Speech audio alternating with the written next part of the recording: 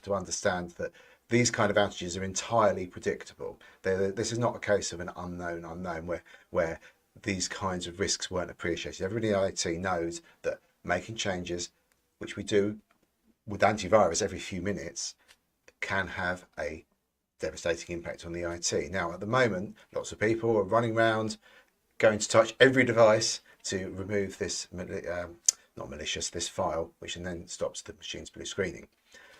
But it's not going to be that easy for people to do that. It's going to take a bit of time. And people are going, well, what we need to do is we need to get rid of the cloud to move stuff back to our local devices. And my argument is no, that isn't the solution. The solution is to have a proper disaster recovery plan in place, because we know these kind of incidents are going to occur again, and we can't be reliant on this idea that you can store data locally to solve the problem. I'm not saying that you shouldn't store data locally.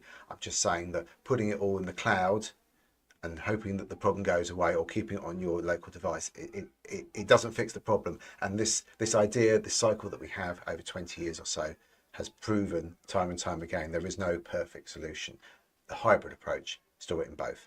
And then we've got issues around security. What if this data gets hacked and we lose all the information? Well, that can happen whether it's locally or in the cloud. It really doesn't make much difference. In fact, I would strongly argue having it in the cloud is much more secure because it's more resilient. So let's unpick what happened with this rogue update. Now, this isn't the first time that I've dealt with a rogue antivirus update. McAfee have had them, ESET, and generally it's a real pain because you've got to go to each device. And now obviously people work from home. You've got to either send them instructions or send the laptop in or something.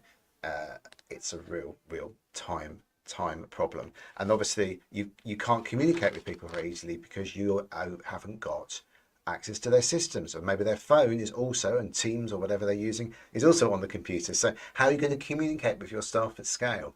And these are all sorts of problems that we can think about in advance, because I know there's going to be another global incident. I know that the Azure Microsoft system is going to die at some point, and that's why places like the emergency services, they have these plans in place, and your business should too. So let's dig into what you need to do to create an incident response plan. Now, this is quite a long discussion now, so if you want to come back to this later, especially if you're dealing with an active incident, that might be helpful. But I'll try and just chop off this bit of the video and make it into a separate video. So when it comes to risk, there are things that we know that are risks, things we don't know are risks, and then there's the most dangerous ones, the unknown unknowns. And this is a case sometimes where multiple things can have at the same time can cause problems. And often when it comes to incident response, we failed to anticipate this idea that multiple things could go wrong at the same time. Now, I'm sure that Crowdstrike have got multiple steps and measures in place. They don't just randomly push out an update to half of the world's corporate companies without testing it. So how did this get through? Well, probably because of an unknown unknown. There's something that they overlooked in their process because they didn't know about it.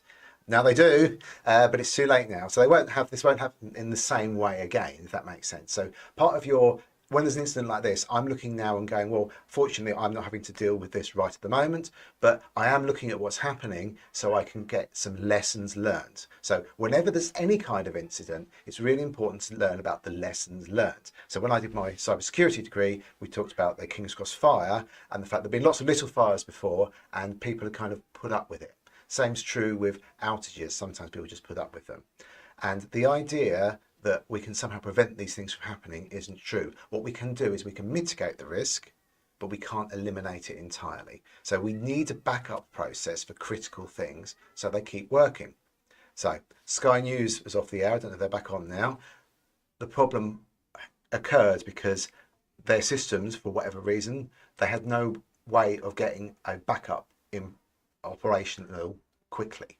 And sometimes it's just not fixable, but there are a lot of things we can do to anticipate, well, what if? So what if all of our data center goes down? What if our phone system goes down at the same time? What if, and how do we communicate this? So the first thing that you want to create on your incident response plan is a communication strategy, because you can't control these incidents, but what you can definitely 100% do is work out what you're going to say to people when there's an incident. My recommendation is, as soon as you discover there's a major incident, and obviously a big organisation have an incident response plan, PR team, etc. But all you want to do is say initially, hey, we're investigating a problem with X with our systems, whatever. The point is that you're letting people know you're aware there's an issue. That buys you some time. That builds trust in your brand, because people then know, oh, they're aware there's an issue, they're working on it, I'll come back in half an hour. And okay, there's obviously things like airlines where that's not very practical, but at the moment I see a lot of planes are being grounded because the back end systems are all working because they've got the redundancy, but yet the airlines themselves can't do anything because they can't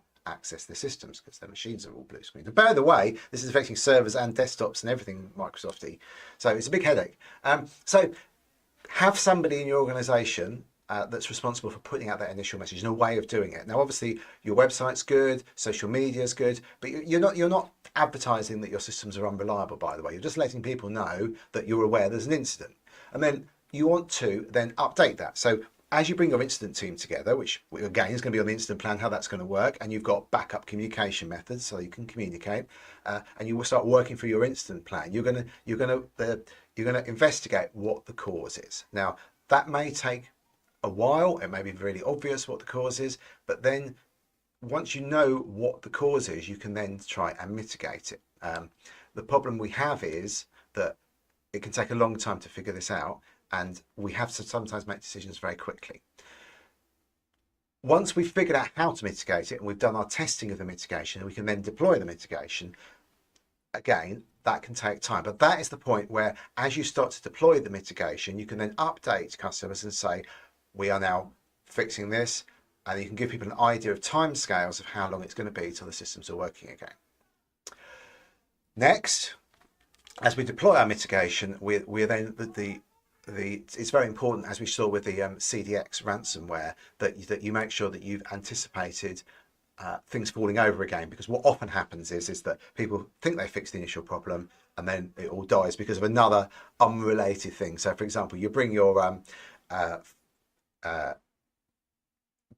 booking system online and then the payroll system goes down because they're somehow linked together. So you do have to plan, and part of your incident plan is going to include this, how you're going to bring systems back online so they don't just get swamped and then die again. It happens all the time. It's very frustrating. Okay, then over time you're going to be able to mitigate the incident, use your workarounds, which we'll talk about in a minute, but then you're going to be up and running again, hopefully. Then you can say to the customers via your social media, website, you can remove those banner messages and you can say, hey, we're operational again. And that can obviously take a time. What you don't want to do is tell people you're operational again and then for it to fall over again about an hour later. So that message can go out a little bit later. And obviously the last thing you'll want to do is give people a lessons learned report. And there's two versions of this. The public one, which is like, how are we going to stop this happening to our systems again? It's very PR-y, I'm not going to say too much, but the back-end system should be much more detailed. So what steps are you going to put in place to prevent this kind of incident occurring again in the future? And the problem here is that the lessons learned often get lessons thrown away. And when that happens, that means that the lessons haven't been learned because they've been unlearned. So you need to amalgamate and collect your lessons learned together. Now, when it comes to preventing these kind of things, this comes back to what are we going to do about the cloud and putting stuff on our local devices, and how are we going to control cyber incidents at scale, because we're going to see those with AI, zero-day vulnerabilities. I'm not going to talk about that again in this video. I did that earlier in the week. But what can we do to mitigate these things? So the simplest thing to do is look at what in your business is business critical. So like I can't do much work without a computer and a phone. So what backup systems could I have in place so if that stopped working, I can still do some of the critical stuff within the business? So for example, the emergency services, say the 999 system, that has multiple redundancy. So if the phone lines go down in the call center, they could switch to another one. If the PCs all die in the 999 system, they've got backup systems. And the point is here that they've thought about what might happen, not necessarily the reasons why it might happen, but what are they going to do in that case? So for example, if an area's emergency services is swamped, can the calls be routed somewhere else? Can you, there's a really good thing you can do as well, which I forgot to mention. If you know how to do this in your incident response plan, you can make it so when people ring, it says, hey, thanks for calling XYZ company. We're aware of an ongoing incident with this. We'll update this message when we've got more information. Because then a lot of people will go, oh, okay, that's fine. I don't need to speak to anyone. I can see they've got a problem. I'll come back to it a bit later. But at least people are aware that you're dealing with the situation. It's a really good way of like putting people at ease that you're in control and that you're managing the incident. Now, obviously, there are some things you can't fix, like people's flights being delayed and cancelled. There's no easy way of coming back from that, unfortunately. So part of your incident plan should be to kind of work out the financial cost of these things and work out what it's worth investing in redundant systems. Because are you going to lose a lot of business because your systems are down? How can we mitigate that risk? So, for example, if you're a retail outlet and your till system goes down, could you have a standalone PDQ card reader device that you issue to each site? Possibly, because then they can take payments. Or if you're a company that relies heavily on IT, which pretty much all of us do nowadays, what can you do to communicate with your team if they're a virtual team or a hybrid team and they've only got the computers? Do you have any like database of their personal phone numbers? How are you going to communicate this stuff out to them? And there's loads of different ways of looking at this, but the point is you want to be able to work out how you're going to communicate with people, how you're going to manage the incident, and what redundant systems you can put in place to mitigate these risks. So that's it really. It's quite a complicated thing to do, but don't imagine for 1 minute this will not happen again, because it will, and don't think that putting stuff locally in your device will fix it, because it won't. It just means that the data is sitting on your device, and if you lose or break it, then it's going to be lost. So I hope that helps. Thanks very much for watching, and if I can help you with your managing of your IT business, or you need help today with the Crowdstrike stuff, do get in touch. Speak to you soon. Cheers, bye-bye.